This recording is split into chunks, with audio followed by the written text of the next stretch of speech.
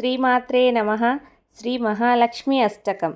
నమస్తేస్తు మహామాయే శ్రీపీఠే సురపూజితే శంఖచక్రగదాహస్తే మహాలక్ష్మీ నమోస్తుతే. మహాలక్ష్మీ నమోస్తుతే.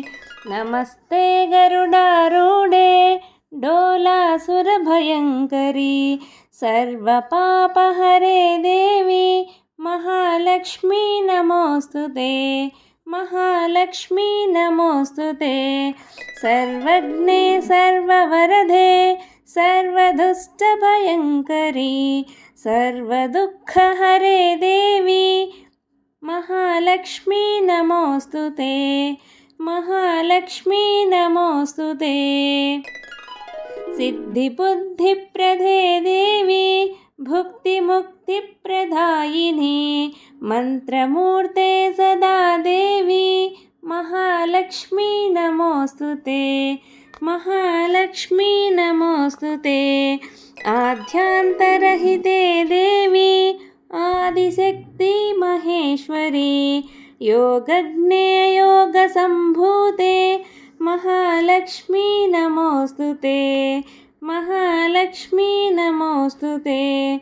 स्थूलसूक्ष्मे महारौद्रे महाशक्ति महोदरे महापापहरे देवी महालक्ष्मी नमोस्तुते. महालक्ष्मी नमोस्तुते. पद्मासनस्थिते देवी परब्रह्मस्वरूपिणी परमेशी जगन्मातः महालक्ष्मी नमोस्तुते. महालक्ष्मी नमोस्तुते. श्वेतांबरधरे देवी नानालङ्कारभूषिते जगत्सिते जगन्मातः महालक्ष्मी नमोस्तुते. महालक्ष्मी नमोस्तुते. फलश्रुति.